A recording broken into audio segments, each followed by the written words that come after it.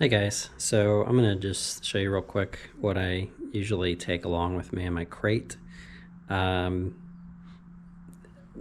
some of it's been from trial and error, and some of it I just like to keep for personal preference. So uh, this is basically it. I've got my emergency kit, which I'll go through in a separate video. I like to keep some fish grips on hand, especially when I'm fishing for larger species, so I don't tear up my hands. If I'm fishing with live or cut bait, I've got some Gerber scissors here. I really like them a lot. I'll do a separate video on that. I keep 2 pairs of pliers in the crate just because you never know if you need a second pair or you might drop some overboard.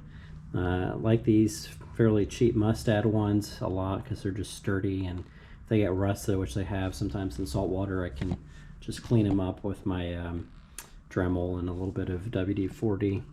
I've got a digital scale here. It's nice for the bigger fish, just to weigh them, and the scale fits in nicely in the fish grip hole right there. This is a more recent addition. I don't anticipate needing this very much, but it's just an emergency strobe. I've got a headlamp because sometimes I do fish in the evening or early morning, and it's nice to be able to see hands-free. Keep a sponge for just getting extra water out, and a good stiff bristle scrub brush is nice if I'm using a lot of cut bait and it's making a mess. Pee bottle is pretty essential if you're out there, and you definitely want a sturdy bottle. It's a Gatorade bottle versus a cheap water bottle, because last thing you want to do is accidentally slosh on yourself, and this is enough to fill her up.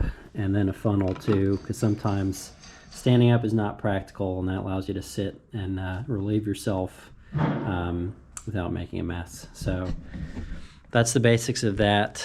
I'll go over the contents of my emergency bag in a minute, and if you find this information helpful, please like and subscribe. Thanks.